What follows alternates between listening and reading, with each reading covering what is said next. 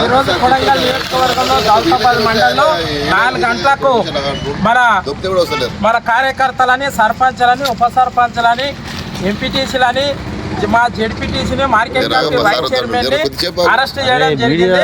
కాబట్టి ఎందుకంటే కొడంగల్ నియోజకవర్గంలో ఇక్కడ గెలిచినటువంటి సీఎం రేవంత్ రెడ్డికి ఏమో మన కార్యకర్తలు కానీ ప్రజలు కానీ ఓట్లేసి సీఎం చేసారు.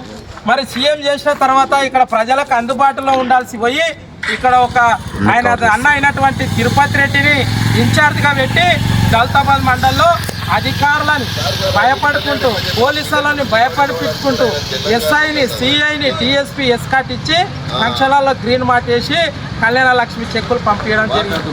అయ్యా నేను చెప్తున్నా, రాష్ట్రంలో నువ్వు ఉంటే బిజీ ఉండొచ్చు, కానీ మీ అన్నగారికి ఏమైనా పోస్ట్ ఇచ్చి మా కాన్స్టిట్యున్సీలో తిప్పు. కానీ ఈరోజు దౌలతాబాద్ మండలంలో సర్పంచ్లను బంధించి కళ్యాణ లక్ష్మి చెక్కులు ఇవ్వడము ఎంతవరకు సమంజసం తిరుపతి రెడ్డి గారు అని హెచ్చరిస్తున్నా. మరి ఇక్కడ ఉన్న డిస్ట్రిక్ట్ కలెక్టర్ కావచ్చు, ఆర్టీఓ కావచ్చు, మరి ఎస్పీ మేడం కావచ్చు, మరి కొడంగల్ నియోజకవర్గంలో యనుమల రేవంత్ రెడ్డి రాజ్యాంగం నడుస్తుందా? డాక్టర్ బిఆర్ అంబేద్కర్ రచించినటువంటి రాజ్యాంగాన్ని పక్కకు పెట్టి ఈరోజు మా దౌలతాబాద్ మండలంలో ఫంక్షన్ హాల్లో కళ్యాణ లక్ష్మి, షాది ముబారక్ చెక్కులు ఎవరు ఇవ్వాలి?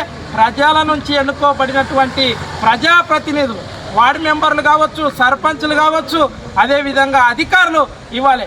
మరి అక్కడ ఉన్న కాడ వెంకటరెడ్డి కావచ్చు, ఆయనను పక్కకు పెట్టి, మరి అధికారులను పక్కకెట్టి మా సర్పంచ్లను పోలీస్ స్టేషన్లో బంధించిన తర్వాత మరి ఎందుకు దొంగచాటుగా చెక్కులు పంపిణీ చేస్తాడో తిరుపతి రెడ్డి సమాధానం చెప్పాలి.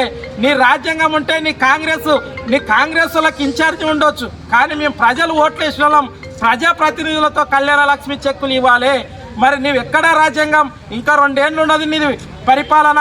నీ 2 ఏళ్ల వరకు ఇట్లా పోలీసు వాళ్ళని బెదిరించుకుంటూ, ఎస్ఐ సిఐలు ఎస్కాట్లు ఇచ్చుకుంటూ బెదిరించుకుంటూ నువ్వు కళ్యాణ లక్ష్మి ఇస్తావు తప్ప నువ్వు అధికారం కాదు. సర్పంచ్ ఎలక్షన్లు అయినాయి, మరి సర్పంచ్లతో ఇప్పి అక్కడ కాడ వెంకటరెడ్డి ఉన్నాడు, మరి కాడ వెంకటరెడ్డి సార్తో ఇప్పి, ఎంఆర్ఓతో ఇప్పి, మరి ఆర్టీఓ గారితో ఇప్పి, మరి ఇటువంటి వాళ్ళని పక్కకు పెట్టి వాళ్ళ కార్యకర్తలు ఎవరు, వాళ్ళ కాంగ్రెస్ కార్యకర్తలు, మండల పార్టీ అధ్యక్షులు వాళ్ళ చేతుల మీద చెక్కులు ఇస్తే మరి ఎక్కడ రాజ్యాంగం ఉంది? ఒక్కసారి తిరుపతి రెడ్డి, ఒక్కసారి నువ్వు బుక్కు తెరుచుకో.